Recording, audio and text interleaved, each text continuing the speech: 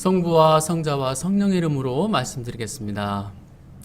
오늘은 8월 22일 연중 21주일입니다. 그리고 전래 색은 녹색입니다. 녹색은 성장을 상징합니다.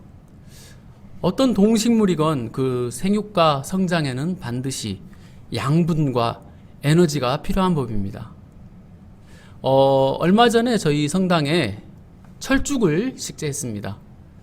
그런데 장마철을 지나면서 철쭉 주변으로 엉겅퀴들이 철쭉을 올가매고 있었습니다. 저는 그것을 쉽게 제거하기 위해서 미리 뿌리 쪽을 가위로 잘라두었습니다.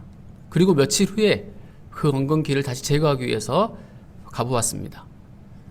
위쪽에는 아직 푸른빛이 역력해서 마치 살아있는 듯 보였습니다. 하지만 밑쪽으로 갈수록 벌써 노랗게 타들어가고 있었고, 우리는 분명 뿌리가 잘린 이 엉겅퀴는 곧 말라 비틀어질 것이라는 것을 알고 있습니다.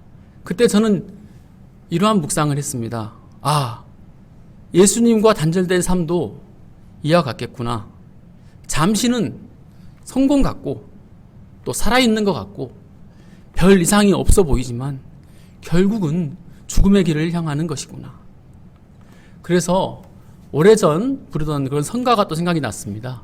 꿈결과 같은 이 세상 일은 성공 같으나 실패되고 영원한 행복 바라보는 자 예수를 먼저 바라보자. 우리가 보통 한두 끼 밥을 굶으면 여러분 어떻습니까? 배고파지죠. 그러다가 계속 굶으면 어떻게 됩니까? 생존의 위협을 받습니다. 특히 이런 코로나에 제약된 상황에서 예수님을 자주 내 중심에 모시기 어려운 물리적 환경에 놓인다면 우리 영혼은 배고픔과 갈증과 위협을 느껴야 정상적인 그리스도인이라고 할 수 있을 것입니다. 예수님과 나와의 관계성을 가장 잘 보여주는 성사가 바로 영성체입니다. 예수님의 살과 피를 내 입을 통해 직접 내 몸 안으로 모시기 때문입니다. 예수님께서는 이는 내 몸이다, 이는 내 피다 라고 매우 명확하게 말씀하셨습니다. 예수님께서는 이는 내 피를 의미한다, 이는 내 살을 상징한다, 내 몸을 표현한다, 이러한 말을 하지 않으셨습니다. 왜일까요? 그것은 이해의 문제가 아니라 믿음의 문제이기 때문입니다. 떡과 포도주 안에서 예수님의 살과 피를 보는 것, 그것이 바로 우리의 믿음입니다. 오늘 60절에 보니까 제자들이 이런 말을 하면서 떠납니다. 말씀이 이렇게 어려워서야 누가 알아들을 수 있겠는가? 그들은 예수님의 말씀을 이해의 문제로 보았던 것입니다.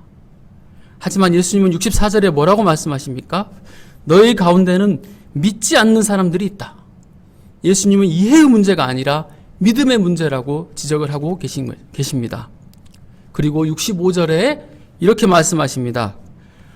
아버지께서 허락하신 사람이 아니면 나에게 올 수 없다.